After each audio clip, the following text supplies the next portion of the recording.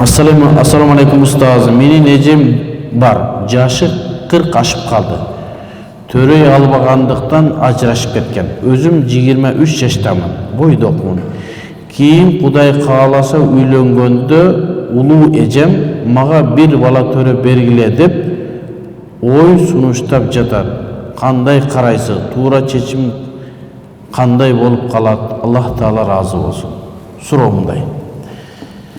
Бұл бір жігіттен 40 жашқа шығып қалған эжеси бар екен. 40 жаш деген нәрсе анча деле қарып қалды деген емес. 40 жаш жақсы эле жаш. Төрөй албаптыр дагы, анан төрөй албагандан ажырашып кетти. Караңыз, исламдагы адилеттүүлүктү. Европанын тарбиясы кандай, шариаттын тарбиясы кандай. Эгерде бир кыз орукчан болуп калса, төрөбөй калса, же бир мунчу болуп калса, көзү көрбөй калса, биздин Европадан тарбия алгандар эмне кылат? Кетирет. Болду, төрөбөгөн аял мага керек эмес дейт. А шариаттын көз карашы менен болсо, жок, бул менин аялым, мен муну карашым керек. Бир ушунча жыл жашадык, мен бул менин аманатыма келген. Кеңешип, та бирөөнү кылып коет. Шариаттын адилеттүүлүгү. Көрдүңүзбү? Ал төрөбөгөндүгүн айып ошондобу? Ал пешене. Эми ал аял өмүр өткүчүн өзүн айыпкер сезет. Аллах Таалага да нааразычылыгын билдириши мүмкүн.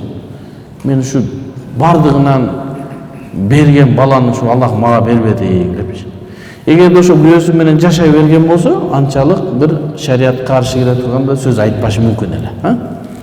Ошого эми бул 23 жашта экен. Үйлөнүп бир баласын ошо эжеме берсек болот дейт. Туура түшүндүмбү мен? Ошо эжеме берсек, жанагы жалгыз калбастан баласы менен ошого бала төрөп берсек дейт. Мен ушуну туура эмес деп билет элем.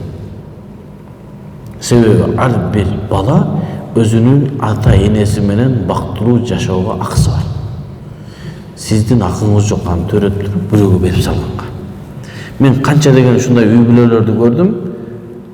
Өзүн өтө жаман сезим.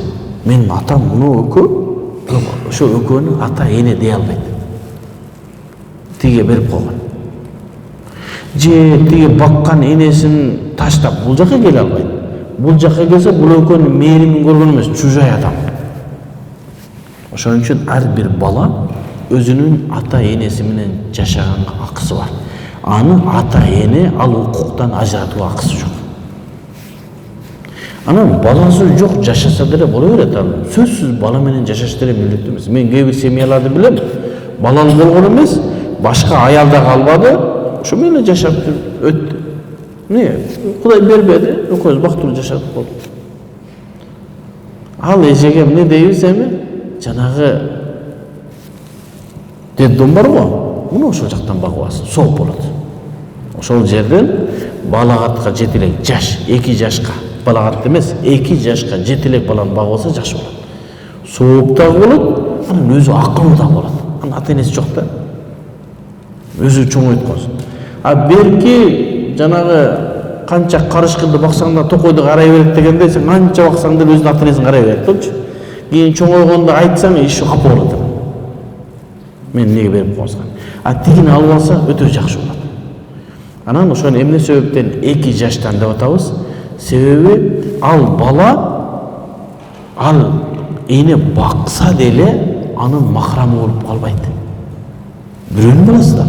Чоңойгондон кийин жана баккан апасы менен экөө бирге жашай албайт. Ошон үчүн 2 жаштан төмөнүндө алса, өзүнүн туугандарынан бирөөнү эмизип коет, болду, тууганы болуп калат. Өзүнүн бир тууган агасын же болбосо бир тууган сиңдисинби эмиздирип коет, тигини баласы болуп калат. Тайэжеси болуп калат, тайэжеси махрам болот. Не болот? Анан ошо менен чогуу жүрө башлагат. Ошого 2 жашка чейин Ханафи мазхабта жанагы сүт эмди боло турган бул 2 жашка чейин. Андан кийинки өтпөйт. Анан тиги азыр хадистерден илим алып, жана интернеттен фатуа алгандар жанагы Зейдтин хадисин угуп алып, Bizde hadis var, çoğundurdagı şol emçek emgen bolsa tuğan bolup kalan Peygamberimizin fatvası var. Ne? Şunday hadis keledi, şol bizdin nemege girgenge bolbay atat, ne kılabız dese emizip koy degen çoğun. 18-17'ye çep kalan. Anı bütünдөй İslam alımdары şu Zeyd'ke gana khas deydi. Zeyd bilip? Oşoğu gana khas. Oşoğu gana üçke blökün. Kalganların baldığı 2 yaşlıktan aşpaş gerek. 2 yaştan assa ne olmadı?